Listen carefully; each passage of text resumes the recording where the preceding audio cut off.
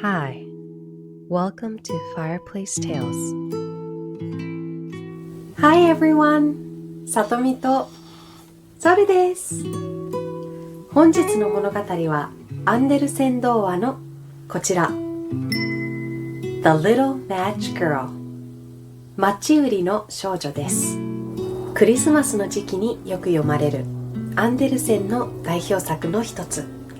寒空の下、マッチを売る少女がマッチの火で温かい希望を見つけ出す物語です。悲しい結末だけれど、少女の純粋な心にきっと胸を打たれ、記憶に残る作品となるでしょう。それでは物語に入っていきましょう。Let's get cozy and may the story begin.The Little Match Girl by Hans Christian Andersen. Most terribly cold it was. It snowed and was nearly quite dark, and evening, the last evening of the year. In this cold and darkness, there went along the street a poor little girl, bareheaded and with naked feet. When she left home, she had slippers on, it is true. But what was the good of that? They were very large slippers, which her mother had hitherto worn. So large were they.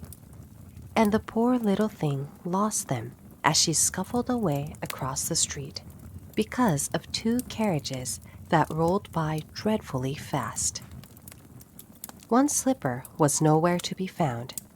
The other had been laid hold of by an urchin, and off he ran with it. He thought it would do capitally for a cradle, when he some day or other should have children himself. So the little maiden walked on with her tiny naked feet, that were quite red and blue from cold. She carried a quantity of matches in an old apron, and she held a bundle of them in her hand. Nobody had bought anything of her the whole livelong day. No one had given her a single farthing. She crept along trembling with cold and hunger, a very picture of sorrow, the poor little thing. The flakes of snow covered her long fair hair, which fell in beautiful curls around her neck. But of that, of course, she never once now thought. From all the windows, the candles were gleaming, and it smelt so deliciously of roast goose, for you know it was New Year's Eve. Yes, of that she thought. In a corner formed by two houses, of which one advanced more than the other, she seated herself down and cowered together. Her little feet she had drawn close up to her, but she grew colder and colder, and to go home she did not venture, for she had not sold any matches, and could not bring a farthing of money. From her father she would certainly get blows, and at home it was cold too, for above her she had only the roof, through which the wind whistled, even though the largest cracks were stopped up with straw and rags. Her little hands were almost numbed with cold. Oh, a match might afford her a world of comfort, if she only dared take a single one out of the bundle, draw it against the wall, and warm her fingers by it. She drew one out. Christ! How it blazed, how it burned! It was a warm, bright flame like a candle. As she held her hands over it, it was a wonderful light. It seemed really to the little maiden as though she were sitting before a large iron stove, with burnished brass feet and a brass ornament at top. The fire burned with such blessed influence, it warmed so delightfully. The little girl had already stretched out her feet to warm them too. But the small flame went out. The stove vanished. She had only the remains of the burnt-out match in her hand. She rubbed another against the wall. It burned brightly, and where the light fell on the wall, there the wall became transparent like a veil, so that she could see into the room. On the table was spread a snow-white tablecloth. Upon it was a splendid porcelain service, and the roast goose was steaming famously with its stuffing of apple and dried plums.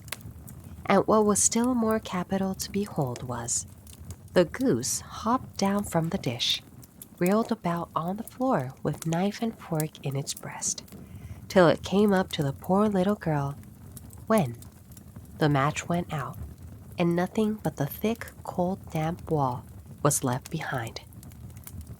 She lighted another match. Now, there she was sitting under the most magnificent Christmas tree. It was still larger and more decorated than the one which she had seen through the glass door in the rich merchant's house. Thousands of lights were burning on the green branches and gaily colored pictures, such as she had seen in the shop windows, looked down upon her. The little maiden stretched out her hands toward them, when the match went out. The lights of the Christmas tree rose higher and higher. She saw them now as stars in heaven. One fell down and formed a long trail of fire.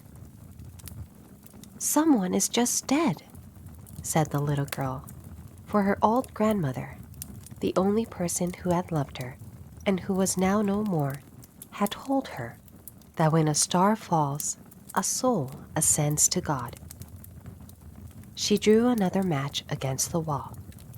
It was again light, and in the luster there stood the old grandmother, so bright and radiant, so mild, and with such an expression of love. "Grandmother!" cried the little one. "Oh, take me with you. You go away when the match burns out. You vanish like the warm stove, like the delicious roast goose, and like the magnificent Christmas tree." And she rubbed the whole bundle of matches quickly against the wall, for she wanted to be quite sure of keeping her grandmother near her.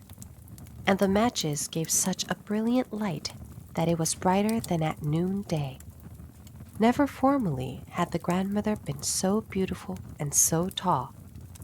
She took the little maiden on her arm, and both flew in brightness and in joy, so high, so very high, and then above was neither cold, nor hunger, nor anxiety. They were with God. But in the corner, at the cold hour of dawn, sat the poor girl, with rosy cheeks and with a smiling mouth, leaning against the wall, frozen to death on the last evening of the old year. Stiff and stark sat the child there with her matches, of which one bundle had been burnt. She wanted to warm herself, people said. No one had the slightest suspicion of what beautiful things she had seen. No one even dreamed of the splendor in which, with her grandmother, she had entered on the joys of a new year. The end. Thank you for watching. 動画を気に入っていただけた方は、ぜひ高評価、チャンネル登録をよろしくお願いいたします。またぜひお待ちしています。